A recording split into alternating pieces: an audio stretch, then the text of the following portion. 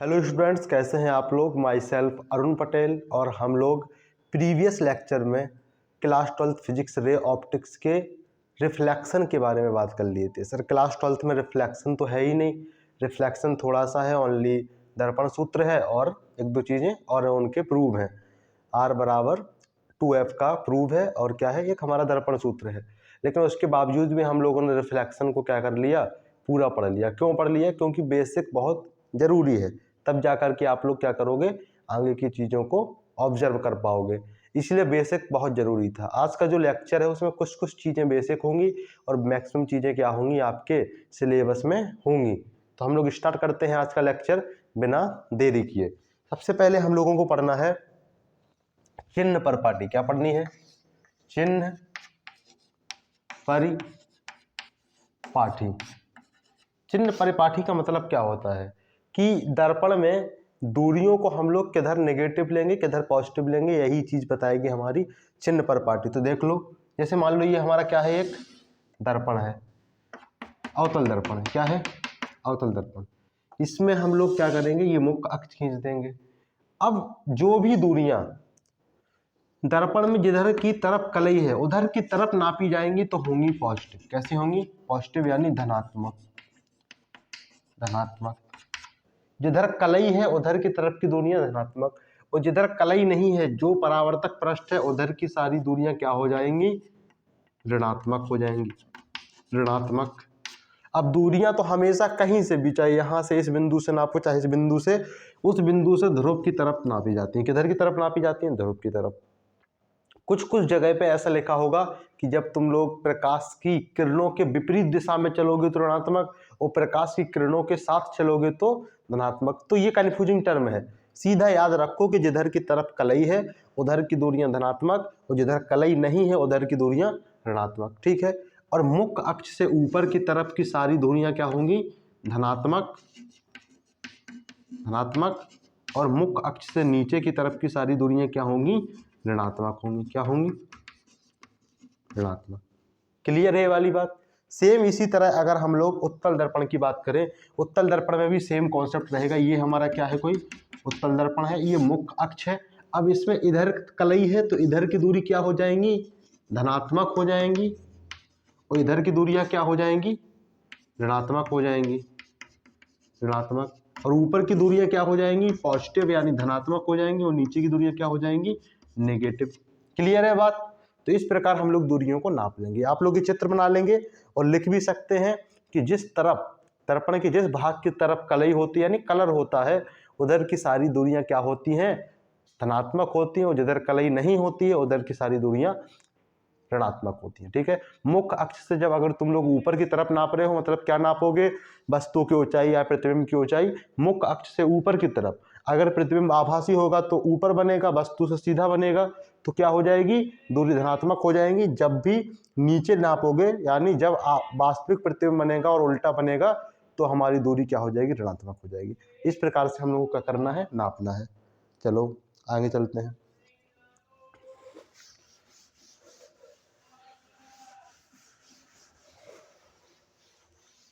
अब फोकस दूरियों की बात कर लेते हैं। किस दर्पण के लिए कौन सी फोकस दूरी धनात्मक होगी, कौन सी फोकस दूरी ऋणात्मक होगी। फोकस दूरी देखो, फोकस दूरी अगर हम लोग अवतल दर्पण के लिए देखें तो अवतल दर्पण हमारा इस प्रकार बनेगा।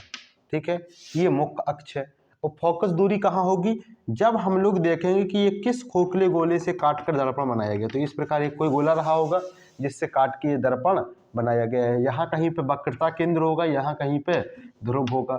ध्रुव और वक्रता केंद्र के बीचों बीच क्या होता है, फोकस बिंदु होता है। और फोकस दूरी किसे कहते हैं, फोकस बिंदु से ध्रुव के बीच की दूरी को क्या कहते हैं, फोकस दूरी कहते हैं, यानी स्मॉल एफ कहते हैं। ठीक है। अब फोकस दूरी यहाँ किधर नापी जा रही है, फोकस से ध्रुव, लेकिन इधर क्या है, इधर कलई नहीं है। तो ये जो फोकस दूरी है ये कैसी हो जाएगी, ऋणात्मक हो जाएगी। तो हम लोग नोट लिखेंगे, नोट अवतल दर्पण की, अवतल दर्पण की फोकस दूरी, फोकस दूरी ऋणात्मक होती है, ऋणात्मक होती है। क्लियर है।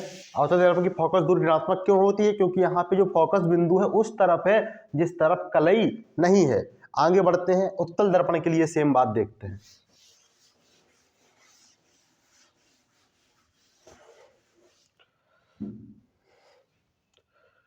ये हमारा कोई क्या है? उत्तल दर्पण है। ये मुख्य अक्ष है। इस प्रकार कोई पहले एक गोला खोखला गोला रहा होगा जिससे काट करके क्या बनाया गया है? दर्पण बनाया गया है। यहाँ कहीं पे वक्रता केंद्र होगा, ये हमारा ध्रुव है, यहाँ पे फोकस बिंदु है। अब ये वाली दूरी फोकस दूरी हो जाएगी, ये वाली दूरी क्या हो जाएगी? फोकस दूरी। तो इधर की फोकस दूरी क्या होगी? धनात्मक होगी। क्यों? क्योंकि फोकस बिंदु उस तरफ है जिस तरफ कलई है, और फोकस बिंदु से ध्रुव के बीच की दूरी फोकस दूरी होती है। तो उत्तल दर्पण के लिए फोकस दूरी क्या हो जाएगी? धनात्मक हो जाएगी। तो लिख लो, उत्तल दर्पण की फोकस दूरी, उत्तल दर्पण की फोकस दूरी क्या होती है? धनात्मक होती है। क्लियर है बात? उत्तल दर्पण की जो फोकस दूरी होती है वो कैसी होती है? धनात्मक होती है। चलो अब हम लोग एक टर्म लिखते हैं आवर्धन। क्या लिखते हैं? आवर्धन।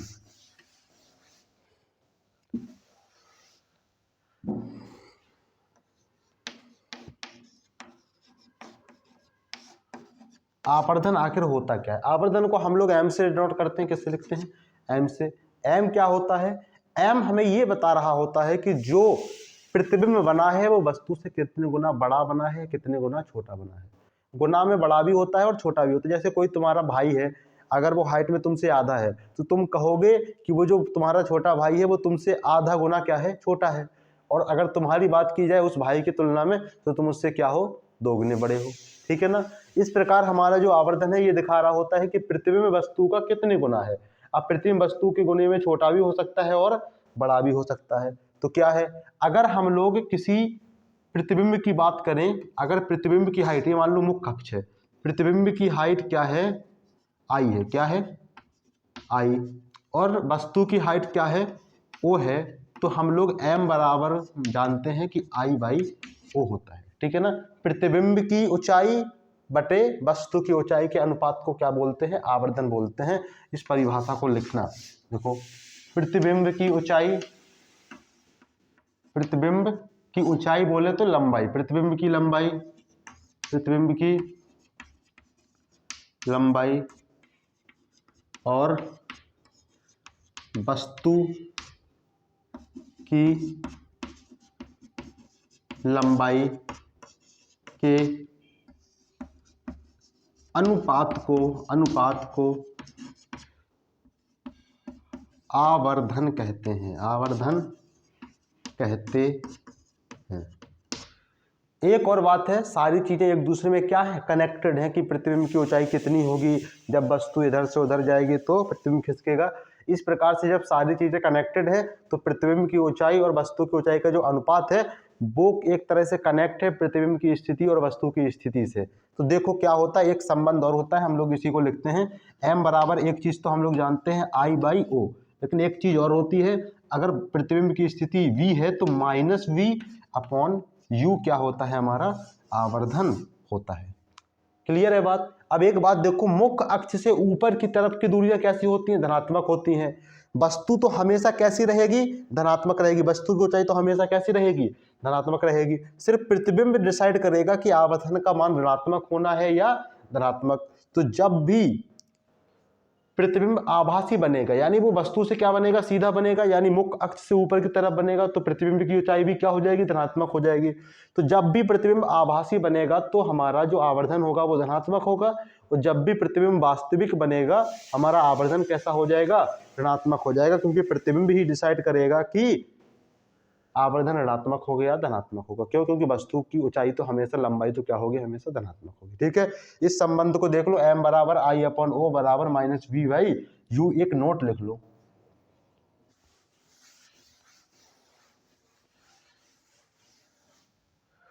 जब प्रतिबिंब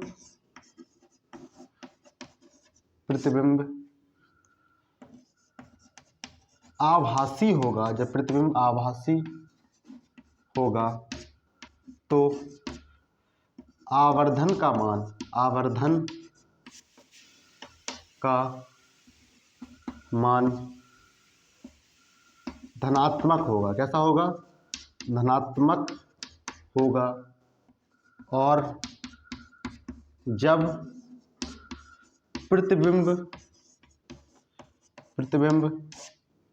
वास्तविक होगा, वास्तविक होगा तो आवर्धन ऋणात्मक होगा। क्लियर है बात? चलो ठीक है, क्लियर है। अब हम लोग जानते हैं एक चीज, एक क्वेश्चन लिखते हैं, उससे हम लोग क्या करेंगे, चीजों को देखेंगे। अब v का मान, u का मान कभी ऋणात्मक होगा, कभी धनात्मक होगा। u का मान हमेशा कैसा होगा? ऋणात्मक होगा। क्यों? क्योंकि वस्तु हमेशा उस पृष्ठ की तरफ रखी जाती है जिस पृष्ठ की तरफ कलई नहीं होती है। कभी भी तुमने दर्पण के पीछे से अपना चेहरा देखोगे, देख ही नहीं पाओगे, इसीलिए प्रतिबिंब ही नहीं बन पाएगा। तो हमेशा तुम्हें वस्तु को, जिस वस्तु का प्रतिबिंब बनाना है, उसको दर्पण के उस भाग की तरफ रखना पड़ेगा जिस भाग की तरफ कलई नहीं होगी। और दर्पण के उस भाग की तरफ की सारी दूरियां कैसी होती है? ऋणात्मक होती हैं। तो u का मान तो हमेशा क्या करना है? ऋणात्मक लेना है। कहाँ पे? न्यूमेरिकल्स के अंदर। न्यूमेरिकल्स के अंदर जब भी हमारा u आएगा वो कैसा लिया जाएगा? माइनस लिया जाएगा। और अगर u का मान निकालना होगा तो वो आंसर तभी राइट होगा जब जाकर के u का मान तुम्हारा क्या होगा? ऋणात्मक आएगा। ठीक है, तो ये क्वेश्चन हम लोग बेसिक का क्वेश्चन फॉर्मूला के ऊपर ले लेते हैं। देखो क्वेश्चन, उसके पहले हम लोग दर्पण सूत्र भी तो पढ़ लें। दर्पण सूत्र, एक दर्पण सूत्र पढ़ लेते हैं। ठीक है, दर्पण सूत्र। दर्पण सूत्र हमारा क्या होता है? अभी हम लोग लास्ट तक इसको क्या करेंगे? प्रूव करेंगे। दर्पण सूत्र क्लास 10th में आप लोग पढ़े भी होंगे। दर्पण सूत्र हमारा होता है 1/f = 1/v + 1/u। सर ये VUF क्या होता है? अगर नहीं जानते हो तो एक चीज हम लोग यहाँ पे देख लेते हैं। अगर ये कोई क्या है? हमारा प्रतिबिंब है, बस दर्पण है, और ये क्या है? मुख्य अक्ष है। यहाँ पे मान लो क्या रखी है? वस्तु रखी है। यहाँ पे क्या रखी है? वस्तु। ये F फोकस दूरी का दर्पण है। F फोकस दूरी का क्या है? दर्पण। अब इसको हम लोग सिर्फ U क्या होता है और V क्या होता है, इसको समझने के लिए हम इस चित्र को बना रहे हैं। इसलिए यहाँ पे वक्रता के अंदर फोकस बिंदु को नहीं ले रहे हैं। लेकिन मान लो कि अब दर्पण है तो उसकी फोकस दूरी तो होगी, तो ये फोकस दूरी तो फोकस दूरी। ये V और U क्या होता है? ये क्या है? तुम्हारी वस्तु रखी हुई है, मान लो O वस्तु रखी है, और यहाँ पे क्या करके तुम्हारा क्या बन गया? प्रतिबिंब बन गया। मान लो ये क्या बन गया? V प्रतिबिंब बन गया। ये तुम्हारा क्या है? ध्रुव। तो जो वस्तु से ध्रुव के बीच की दूरी रहेगी उसे U कहोगे, और प्रतिबिंब से ध्रुव के बीच की जो दूरी रहेगी उसे क्या कहोगे?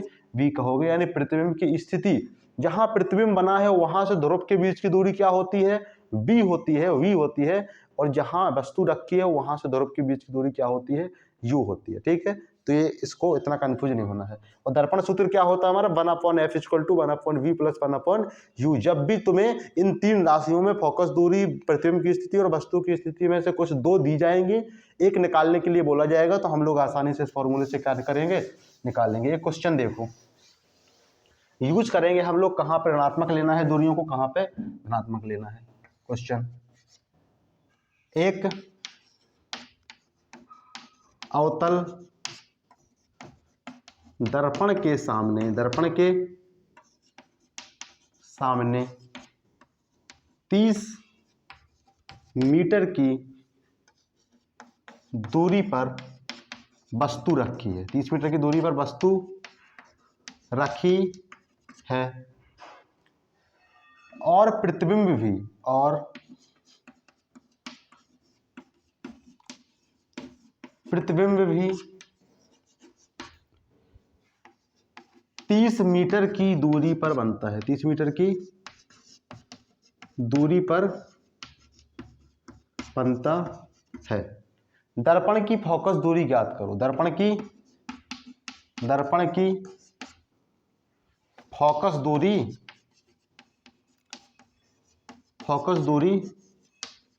ज्ञात करो। देखो, कोई एक क्या है? दर्पण है, उससे 30 मीटर दूरी के पर सामने क्या रखी है? वस्तु रखी है। और अवतल दर्पण है। कैसा दर्पण है? अवतल दर्पण है। और 30 मीटर की दूरी पे वस्तु रखी है तो प्रतिबिंब भी 30 मीटर की दूरी पर ही बन रहा है। एक तो कॉमन सेंस लगा सकते हो कि जब वस्तु जहां रखी है वहीं पे प्रतिबिंब किस स्थिति में बनता है, जब वस्तु वक्रता केंद्र पर होती है। इसीलिए हम लोगों ने सारी स्थितियों को पढ़ा है। क्यों? क्योंकि दर्पण सूत्र के जो फॉर्मूले आएंगे उसमें एक बेसिक कॉन्सेप्ट तुम्हारे पास होना चाहिए जिससे तुम क्या कर पाओ, सोच सको। ठीक है, तो देखो जब वस्तु वक्रता केंद्र पे थी तब प्रतिबिंब भी कहाँ बन रहा था, वक्रता केंद्र पर ही बन रहा था। तो यहाँ जब 30 मीटर की दूरी पर वस्तु है तो 30 मीटर की दूरी पर ही प्रतिबिंब बन रहा है। सीधी सी बात है कि वक्रता त्रिज्या कितनी है, 30 मीटर है, फोकस दूरी कितनी हो जाएगी, 15 हो जाएगी। कितनी हो जाएगी, 15। और अवतल दर्पण है, अवतल दर्पण की फोकस दूरी होती है 15, तुम -15 कर दोगे। लेकिन अगर दिमाग से स्किप कर गया तो हम लोग क्या लगाएंगे, अपना फॉर्मूला लगाएंगे। क्या लगाएंगे, 1/f = 1/v + 1/u। ठीक है, यहाँ पे डेटा लिख लेते हैं, u, v और f तो हमें निकालना है। u कितना दिया गया है, दर्पण के सामने 30 मीटर की दूरी पे वस्तु है, u का मान कितना है, 30 है। ध्यान देने वाली बात यह है कि वस्तु किधर रखी होगी, दर्पण के सामने उस भाग की तरफ रखी होगी जिधर कलई नहीं होगी, तो माइनस। अब दर्पण के सामने ही प्रतिबिंब बन रहा है, मतलब v का मान भी क्या हो जाएगा, -30 हो जाएगा। ठीक है, क्लियर है। तो 1/f बराबर -1/30 और फिर -1/30। ठीक है, 1/f का मान कितना आ गया, 30 का एलसीएम 30 ही हो जाएगा, -1 और -1। देखो आगे 1/f का मान आ गया -2/30, 2 से करोगे 30 को 15 आ गया। 1/f बराबर -1/15, क्रॉस मल्टीप्लाई करोगे तो कितना आ जाएगा, 15 बराबर -f, यानी f बराबर क्या आ गया, -15 आ गया, f बराबर -15। तो क्लियर है ये वाली बात कि हम लोग दर्पण सूत्र से भी यूज कर सकते हैं, लेकिन दूरियों को चिन्ह सहित लेना पड़ेगा, वस्तु प्रतिबिंब की स्थिति को ध्यान में देते हुए। किधर ऋणात्मक लगाना है, किधर धनात्मक लगाना है। किधर ऋणात्मक लगाना है, जिधर कलई नहीं है उस भाग की तरफ की सारी दूरियों को ऋणात्मक, और जिधर कलई है उधर की सारी दूरियों को धनात्मक। ऊपर की सारी दूरियों को धनात्मक मुख्य अक्ष से, और मुख्य अक्ष से नीचे की सारी दूरियों को ऋणात्मक लेते हैं। ठीक है, अब हम लोग एक बहुत ही इंपॉर्टेंट फॉर्मूले का क्या करेंगे, डेरिवेशन करेंगे, जिसे हम लोग बोलते हैं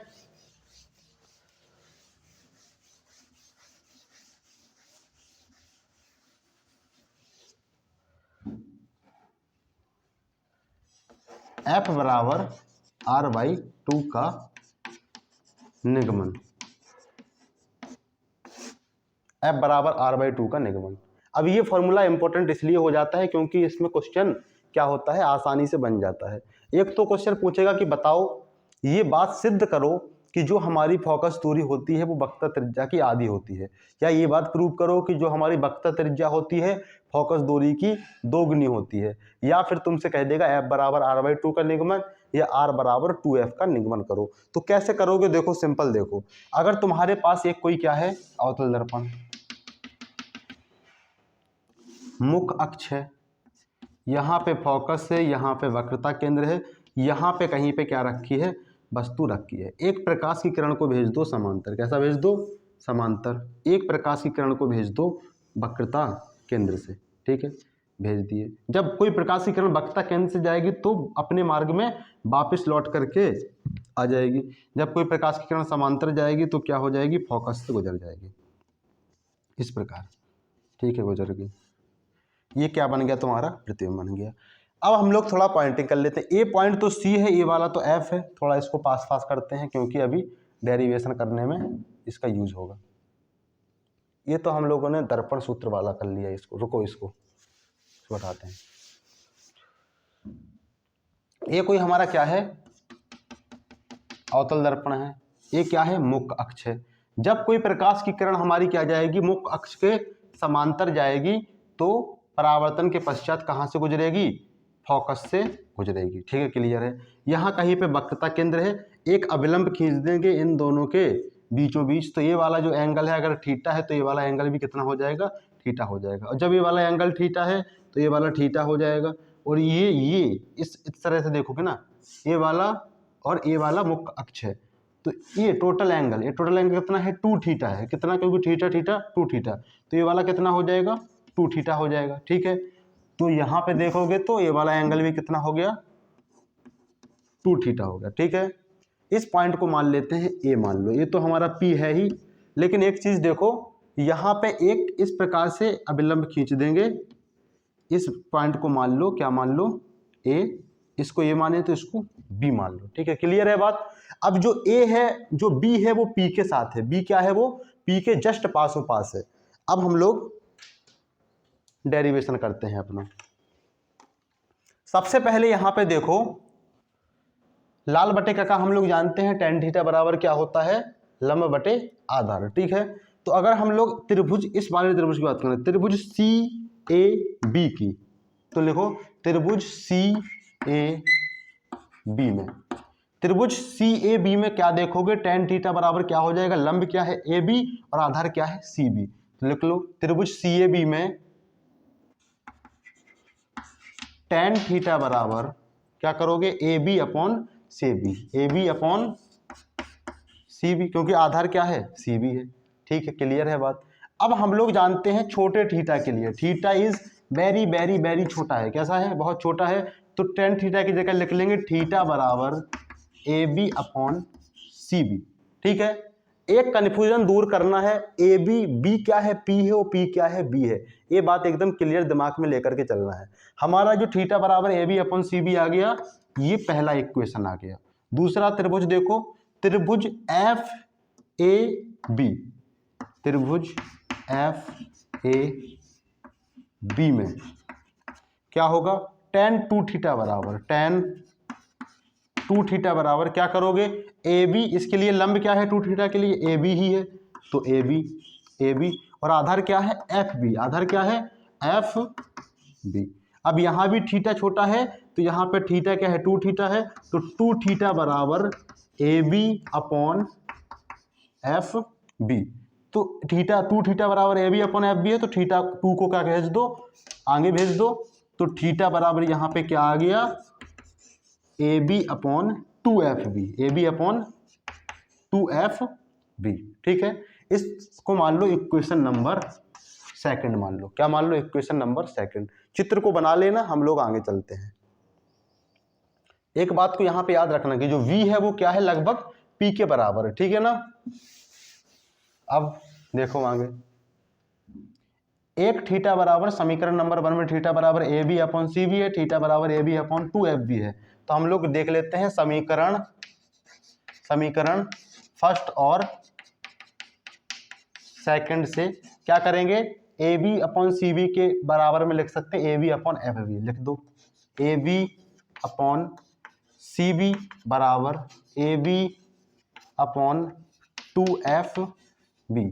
AB से AB क्या हुआ, कैंसिल हुआ, जो V है वो लगभग पास में है P के, तो हम लोग क्या करेंगे, B को P लिखेंगे, 1 अपॉन CP बराबर 1 अपॉन 2FP। CP वक्रता केंद्र से ध्रुव के बीच की दूरी, FP वक्रता केंद्र से फोकस बिंदु से ध्रुव के बीच की दूरी। अब यहाँ पे एक स्टेटमेंट लिख लेना, जो CP है वो क्या है, वक्रता त्रिज्या है, क्या है, वक्रता त्रिज्या, और जो FP है वो क्या है, फोकस दूरी है। ठीक है, क्लियर है, फोकस दूरी।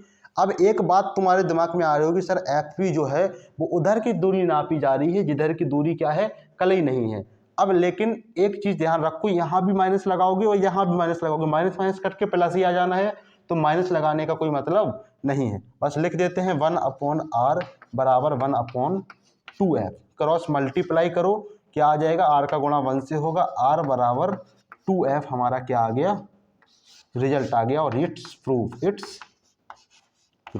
ठीक है, क्लियर है बात, R बराबर 2F आ गया। इस प्रकार से हम लोग क्या कर लेंगे, प्रूफ कर लेंगे। सबसे पहले हमें डायग्राम हमारा अच्छे से बन जाएगा, तो सिर्फ 2 त्रिभुज निकलेंगे। डायग्राम कैसे, एक प्रकाश की किरण को समांतर भेज दो और उसको क्या कर दो, जब समांतर जाएगी मुख्य अक्ष से तो परावर्तन के पश्चात फोकस से गुजरेगी, बीच में हमारा क्या होता है, वक्रता केंद्र, वहां से अभिलंब खींच दो। जिस बिंदु पे वक्रता केंद्र को अभिलंब कर रहे हो वहां थीटा बराबर भागों में बट जाएंगे, थीटा थीटा कर लेना। वक्रता केंद्र वाले एंगल पे जो एंगल रहेगा वो थीटा रहेगा, फोकस बिंदु वाले एंगल पे जो एंगल रहेगा वो 2 थीटा रहेगा, और आप लोग त्रिभुज 2 त्रिभुज हैं तो दोनों त्रिभुज को करके निकाल लोगे। ठीक है, क्लियर है बात, तो क्लियर है। अब आगे बढ़ते हैं, हम लोग अपना एक और अच्छा सा डेरिवेशन देखते हैं, जिस डेरिवेशन को हम लोग जानते हैं दर्पण सूत्र। क्या जानते हैं? दर्पण सूत्र। तो दर्पण सूत्र के बारे में देखते हैं। दर्पण सूत्र, दर्पण सूत्र, दर्पण सूत्र क्या है? दर्पण सूत्र हम लोग जानते हैं 1/v क्या होता है? 1/b प्लस 1/u बराबर 1/f। ये क्या होता है? हमारा दर्पण सूत्र होता है। इसका निगमन करेंगे, इस फॉर्मूले को क्या करेंगे? ड्राइव करेंगे। तो बढ़ते हैं अपने लेक्चर में आगे। ये क्या है? चित्र बना लेते हैं सबसे पहले। देखो जगह की कमी पड़ेगी क्योंकि बहुत बड़ा डेरिवेशन हो जाएगा। कठिन तो नहीं रहेगा लेकिन क्या हो जाएगा? बहुत पेचीदा टाइप का हो जाएगा। ये है हमारा अवतल दर्पण। क्या है? अवतल दर्पण। ये है मुख्य अक्ष। क्या है? मुख्य अक्ष। ये है फोकस बिंदु, ये है वक्रता केंद्र, और यहाँ कहीं पे मान लो वस्तु रखी हुई है। एक प्रकाश की किरण को भेज दो समांतर। कैसे भेज दो? समांतर। तो समांतर जाएगी कोई प्रकाश की किरण तो कहाँ से गुजरेगी? फोकस से गुजरेगी, सीधी सी बात है। एक प्रकाश की किरण को भेज दो वक्रता केंद्र से। कहाँ से भेज दो? वक्रता केंद्र से। जब कोई प्रकाश की किरण वक्रता केंद्र से जाएगी तो अपने मार्ग में क्या हो जाएगी? वापस लौट करके आ जाएगी। ठीक है, अब पॉइंटिंग कर देते हैं। एक इस बिंदु को मान लेते हैं ए, इसको मान लेते हैं बी। यहाँ पे एक अभिलंब खींचते हैं इस प्रकार। ये बिंदु तो हमारा पी होता है, तो इसको मान लेते हैं एम, तो इसको मान लेते हैं एन। ठीक है, क्लियर है बात? क्लियर है। अब हम लोग जानते हैं कि अगर दो त्रिभुज, ये क्या बना है? प्रतिबिंब बना है। क्या बना है? प्रतिबिंब। तो इसको मान लेते हैं ए, तो इस ए डैश, इसको मान लेते हैं बी डैश। ठीक है ना? अगर वस्तु हमारी ए बी है तो प्रतिबिंब क्या है? ए डैश बी डैश है। क्लियर है बात? अब जब भी दो त्रिभुज एक दूसरे के क्या होते हैं? सिमिलर होते हैं। सिमिलर होने की कंडीशन क्या होती है? दो त्रिभुजों के सिमिलर होने की, थोड़ा सा लिख भी सकते हो अपने पॉइंट में। दो त्रिभुजों के सिमिलर होने की कंडीशन। दो त्रिभुज कब सिमिलर कहे जा सकते हैं? एक तो उनकी जो तीनों भुजाएं हैं वो क्या हो? बराबर हो। और जब तीनों भुजाएं, दो त्रिभुज है तुम्हारे पास, दोनों के तीनों भुजाएं क्या हैं? बराबर हैं। तो उनके किसी भी दो भुजाओं का अनुपात तुम ले लोगे, क्या आना है? अगली दो भुजाओं के अनुपात के बराबर आ जाना है। लेकिन अगर हमारे किसी त्रिभुज के तीनों कोण समान हो गए, तब भी उनकी जिस भुजा और दूसरे त्रिभुज की जिस भुजा का अनुपात लोगे वो भी क्या आएगा? लगभग समान ही आ जाएगा। ठीक है, अब देखो दो त्रिभुज, अगर एक त्रिभुज ये है और एक त्रिभुज क्या है? ये है। इसमें अगर हम लोगों ने 90 डिग्री का कोण क्या है? सेम है। अगर दूसरा कोण सेम किए, ये वाला कोण भी सेम कर दिए, तो तीसरा कोण अपने आप समान हो जाएगा। यानी कभी भी त्रिभुज में ऐसा नहीं है कि दो कोण समान हो तीसरा कोण असमान नहीं। अगर दो कोण समान है तो तीसरा कोण अपने आप समान हो जाता है। तो हमें यहाँ पे सिर्फ एक चीज देखनी होगी कि दो कोण समान है तो तीसरा कोण अपने आप समान हो जाएगा, और उन दो त्रिभुजों को क्या मान लेंगे हम लोग? सिमिलर मान लेंगे। क्या मान लेंगे? सिमिलर मान लेंगे। चलो ठीक है, अच्छी बात है। अब देखो यहां पे अगर एक चीज देखोगे, जो ये वाला त्रिभुज है ए बी सी, और देखोगे ए डैश बी डैश सी एक दूसरे के क्या है? सिमिलर है। क्यों सिमिलर है सर? यहाँ पे ये वाला कोण और ये वाला कोण क्या है? समान है। देखो अगर इस प्रकार तुम त्रियक दो रेखाएं एक दूसरे को काटती हैं तो ये वाला कोण और ये वाला कोण क्या होता है? सेम होता है। और ये वाला कोण और ये वाला कोण क्या होता है? सेम होता है। क्या होता है? सेम होता है। क्लियर है वाली बात? अब इसमें देखो ए वाला कोण ए वाला क्या हो जाएगा? सेम हो जाएगा। और देख रहे हो ए कोण जो एंगल ए है और एंगल ए डैश है, एंगल ए डैश और एंगल ए क्या है? एक दूसरे के समान है क्योंकि दोनों 90 डिग्री हैं। तो त्रिभुज ए बी सी और त्रिभुज ए डैश बी डैश सी क्या है? एक दूसरे के सिमिलर हैं। इसमें कोई दिक्कत? कोई दिक्कत नहीं। तो ठीक है, देखते हैं। त्रिभुज ए बी सी और त्रिभुज ए dash B dash C, A dash B dash C एक दूसरे के क्या है? सिमिलर हैं, यानी सिमिलर हैं। चलो ठीक है, लिख दो सिमिलर हैं। ठीक है, तो क्या होगा, A B upon A dash B dash, A B upon A dash B dash क्या होगा, बराबर होगा ए C upon A dash C के। A B upon A dash B dash बराबर हो जाएगा A C upon A dash C के। ठीक है, तो देखते हैं, A B upon A dash B dash बराबर हो जाएगा A C upon A dash C, A dash C के। ठीक है, चाहे ए डैश सी बोलो चाहे सी ए डैश बोलो, बात तो बराबर है, बात तो बराबर है। ठीक, अब आगे बढ़ते हैं।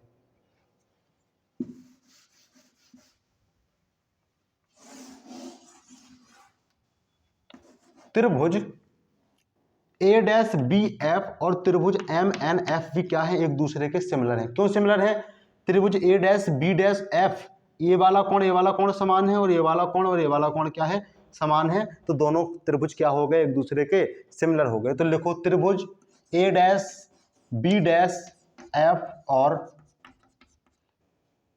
त्रिभुज एम एन एफ, त्रिभुज एम एन एफ एक दूसरे के सिमिलर हैं। क्या हैं, सिमिलर हैं। जब सिमिलर हैं तो क्या हो जाएगा,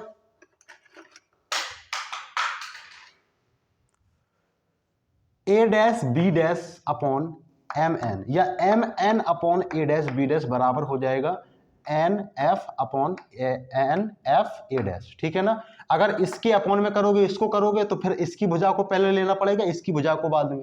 अगर इसकी भुजा को पहले ले रहे हो तो इसकी भुजा को क्या करना पड़ेगा, बाद में लेना पड़ेगा। तो हम लोग यही कर लेते हैं, M N upon A dash B dash, A dash B dash बराबर करोगे किसको, F N upon A dash F को, F N upon A dash F, A dash F. Clear है बात, चलो क्लियर है। अब देखना, इसको समीकरण नंबर फर्स्ट मानो और इसको समीकरण नंबर क्या मानो, सेकंड नाम मान लो। मान लिए, एक चीज को ध्यान में देना पड़ेगा कि यहां पे जो ए बी है क्या एम एन के बराबर है कि नहीं। जो ए बी है, ए बी एम एन के बराबर है, तो ए बी को एम एन लिख सकते हो। तो यहां पे लिख लो इसको, देखो समीकरण फर्स्ट में ए बी बराबर एम एन है। क्या है, एम एन है। तो क्या हो जाएगा समीकरण, तो अब समीकरण 2 को देखोगे और 1 को देखोगे, जब यहाँ पे एम एन हो जाएगा तो कैसे हो जाएगा, ये M N upon A dash B dash, A dash B dash बराबर क्या हो जाएगा, A C upon A dash C, A C upon A dash C हो गया। यहाँ पे भी तो लिखा था M N upon A dash B dash, M N upon A dash B dash के बराबर में यहाँ ए सी अपॉन ए डैश सी लिखा है, यहाँ पे F N upon A dash F लिखा है। तो इसके अकॉर्डिंग समीकरण फर्स्ट और इसको अगर समीकरण थर्ड मान लो अपने सुविधा के अनुसार, तो समीकरण सेकंड और समीकरण थर्ड में क्या देखोगे, F N upon A dash F के बराबर में लिख सकते हो ए सी अपॉन ए डैश सी को। कोई बात दिक्कत होनी नहीं चाहिए। ठीक है, तो लिख लेते हैं एफ एन अपॉन, देखो यहाँ पे एक स्टेप आगे बढ़ाते हैं, इसको राइट कर लेना, इसको रफ कर दे रहे। अब समीकरण सेकंड और थर्ड से हम लोग क्या करेंगे, एफ एन बराबर F N upon A dash F बराबर ए C upon A dash C, A C upon A dash C. Clear है ये बात, क्लियर है। अब देखना यहाँ पे इस चित्र में एफ एन क्या है, एफ एन क्या है, एफ एन ये है फोकस दूरी। क्यों, क्योंकि हम लोग एन को पी मान सकते हैं। अब थोड़ा सा एक बात यहाँ पे लिख करके थोड़ा राइट कर लेते हैं, एन पी के नज़दीक है। क्या है, नज़दीक है, या फिर एक सिंबल बनाते हैं हम हमेशा नज़दीक का इस प्रकार। ठीक है ना, ये तो एक सिंबल होता है लगभग बराबर, दो संख्याएं अगर लगभग बराबर हैं तो ये वाला सिंबल होता है। लेकिन अब हम लोगों की समझ के लिए ये वाला सिंबल हम क्या करेंगे, हमेशा यूज करेंगे जब एक पॉइंट दूसरे पॉइंट के क्या हो, निकट हो। ठीक है, तो ये लैंग्वेज जब किसी टीचर से पढ़ रहे हो तो उसकी खुद की एक अपनी लैंग्वेज होती है, उसको तुम्हें क्या करना पड़ेगा, अंडरस्टैंड करना पड़ेगा। ठीक है, तो अब n क्या है, लगभग p के पास में, n क्या है, लगभग p के पास में है। तो अब n की जगह पे हम लोग क्या करेंगे, p लिखेंगे और एक नया समीकरण बनाएंगे। एफ n लिखा है तो एफ p लिखो, क्या लिखो, एफ p बटे a डैश f लिखा है, a डैश f बराबर ए सी लिखा है तो ए सी को ए सी लिखो, ए डैश सी लिखा है, क्या लिखा है, ए डैश सी। चलो ठीक है, क्लियर है, क्लियर है।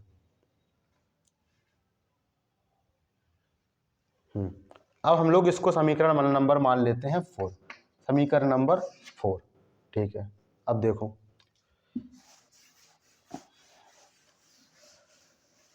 हमें अपने दर्पण सूत्र में, हमें अपने दर्पण सूत्र में क्या चाहिए, सिर्फ एफ वी और यू चाहिए, एफ वी और यू चाहिए। तो इसमें देखो जो एफ पी है, जो क्या है, एफ पी, तो हमें पता है फोकस दूरी है, तो हम लोग इसको एफ पी को एफ पी ही लिखेंगे। लेकिन जो ए डैश एफ है, ए dash F, A dash F, A dash F कोई दूरी ही नहीं है एफ पी और वी और यू में से, एफ वी और यू यानी फोकस दूरी, प्रतिबिंब की स्थिति और वस्तु की स्थिति में से कोई दूरी नहीं है। तो ए डैश एफ को हम लोग क्या करेंगे, देखो ए डैश पी क्या है, वी है, क्यों, क्योंकि प्रतिबिंब से ध्रुव के बीच की दूरी। तो ए डैश पी में से हम लोग एफ पी घटा देंगे तो ए डैश एफ आ जाएगा। क्लियर है ना, ए डैश पी में से क्या घटा देंगे, एफ पी घटा देंगे तो हमारा क्या आ जाएगा, ए डैश एफ आ जाएगा। इतनी दूरी में से इतने को घटा देंगे, क्यों, क्योंकि इतनी से इतनी दूरी क्या है, हमारी वी है, और एफ से पी क्या है, हमारा फोकस दूरी है। तो यहां पे लिख लेते हैं ए डैश एफ, एफ पी क्या है, एफ पी तो हमारा पता है कि फोकस दूरी है, क्या है, फोकस दूरी, लेकिन माइनस एफ होगा, क्या होगा, माइनस एफ। क्लियर है ना बात, क्यों, क्योंकि ध्रुव इधर दूरी नाप रहे हैं, इधर कलई नहीं है। अब ए dash F, A dash F, A dash F बराबर क्या लिखोगे, ए dash P, A dash P और माइनस क्या करोगे, एफ पी, माइनस क्या करोगे, एफ पी। क्लियर है बात। अब यहां पे ए डैश पी क्या है, ए डैश पी क्या है, ए dash P, A dash P है माइनस वी, माइनस वी। ठीक है, अब कोई और चीज है, ए सी, ए सी, ए सी कोई दूरी नहीं है, क्या करोगे, ए से पी में से सी पी घटा दोगे, क्यों, क्योंकि ए पी क्या है, यू का मान है, ये वस्तु से ध्रुव के बीच की दूरी, और सी पी क्या है, सी पी 2f है, क्यों, क्योंकि सी पी वक्रता त्रिज्या है, सी से पी तक की दूरी, तो सी पी यानी वक्रता त्रिज्या बराबर क्या होता है, फोकस दूरी की दुगनी होती है। तो यहाँ पे वक्रता त्रिज्या लिख दोगे 2f। ठीक है, तो यहाँ पे देख लेते हैं ए सी बराबर, ए सी बराबर क्या करोगे, ए सी बराबर C A P, A P minus करोगे सी पी, माइनस करोगे सी पी। ठीक है, अब यहाँ पे सी पी क्या है, तुम लोग क्या लिखोगे, सी पी को देख लेना, यहाँ पे सी पी बराबर लिखोगे -2f। ठीक है, -2f। ए डैश सी क्या है, ए डैश सी, ए डैश सी भी कोई दूरी नहीं है, ए डैश सी, ए डैश सी, तो क्या करोगे, सीपी में से घटा दोगे ए डैश पी, सीपी में से घटा दोगे ए डैश पी, और जानते हो ए डैश पी क्या होता है, ए डैश पी होता है वी, और सीपी क्या होता है, -2f, सीपी क्या होता है, -2f, और हम लोग राइट कर लेंगे अपना एक नया समीकरण। ठीक है, तो रखते हैं इस समीकरण के ऊपर, एफ पी क्या है, F P F minus F है, यानी एफ है। पहले एक बार राइट कर लेते हैं इसको। ठीक है, एफ पी को एफ पी ही लिखो, A dash F, A dash F को लिखो A dash P minus F P, A dash P और माइनस एफ पी, और बराबर करो ए सी क्या है, ए सी हमारा है A P minus C P, A P minus C P और बटे करो, और हमारा ए डैश सी क्या है, ए डैश सी है C P minus A dash P, C P minus A dash P, इसको इतना लिख लो, और इनमें सबके क्या करेंगे हम लोग, मान लिखेंगे। ठीक है, ठीक है, अब इसको रब कर सकते हैं, कोई दिक्कत इसमें नहीं है, चित्र को भी हम लोग क्या कर सकते हैं, मिटा सकते हैं।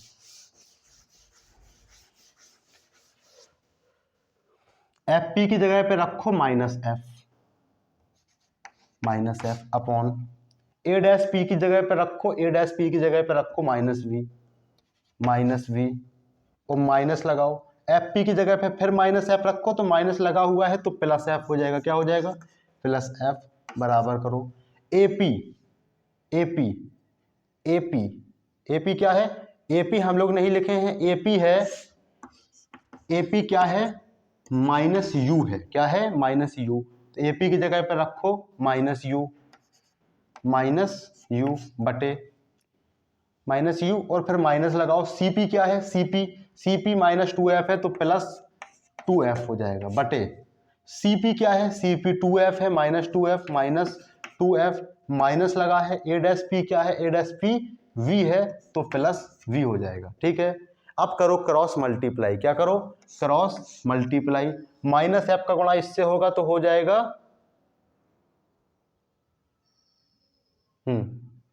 Plus 2f²। माइनस का गुणा माइनस है तो माइनस माइनस प्लस और फिर क्या हो जाएगा? माइनस vf हो जाएगा और इक्वल लगाओ, इसका गुणा होगा इससे। तो देखो अलग अलग कर लेते हैं। माइनस बी का गुणा जब u से होगा तो आ जाएगा प्लस vu आ जाएगा, फिर माइनस का गुणा होगा 2f से तो आ जाएगा माइनस 2fv। ठीक है, अब f का गुणा होगा इससे तो हो जाएगा माइनस uf और जब f का गुणा प्लस से होगा तो फिर आ जाएगा प्लस 2f²। देखो ये चीज क्या है, अगर कंफ्यूजिंग है तो यहां पे लिख लेते हैं।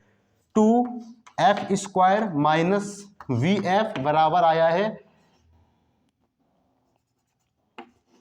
vu माइनस 2fv और माइनस uf और प्लस 2f²। 2f² और 2f² क्या हुआ?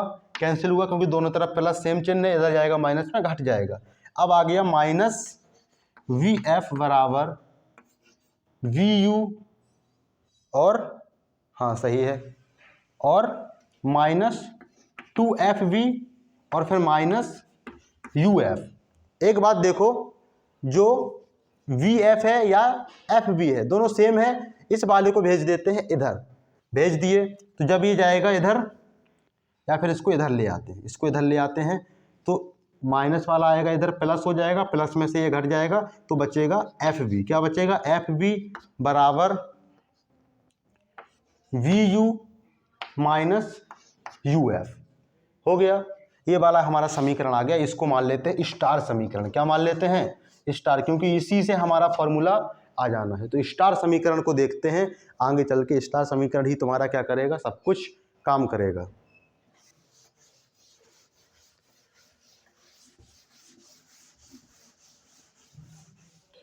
स्टार समीकरण क्या है?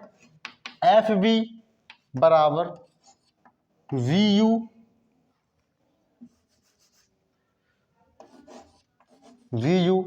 Minus uf। अब तुम्हें स्टार समीकरण में क्या करना है? भाग दे देना है vuf का।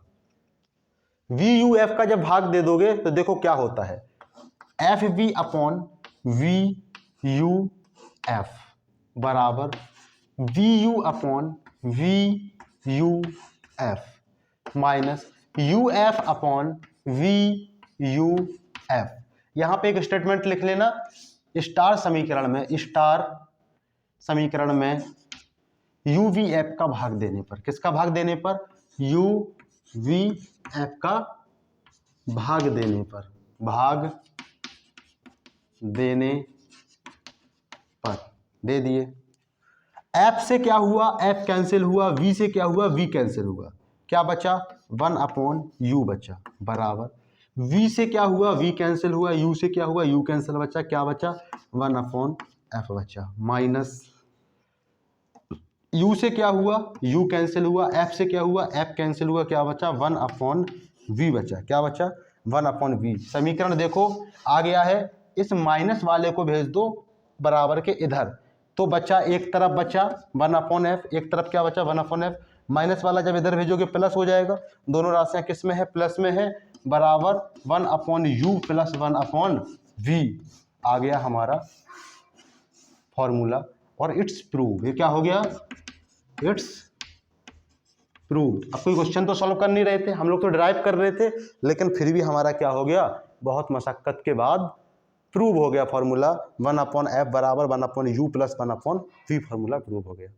ठीक है, क्लियर है। तो दर्पण सूत्र भी हम लोग क्या कर लेंगे, सॉल्व कर लेंगे। और दर्पण सूत्र के बाद हमारा क्या हुआ, रिफ्लेक्शन ऑफ लाइट क्या हुआ, खत्म हुआ। ठीक है, तो अब हम लोग मिलते हैं अगले लेक्चर में, तब तक के लिए ओके बाय। और पढ़ाई लिखाई करते रहो और आराम से वीडियो को देखो जहाँ पे भी, क्योंकि जब डेरिवेशन हो रहा है तो वहाँ पे दूरियां क्या है, लगभग सिमिलर सी दिखती हैं सब, C P A P B P.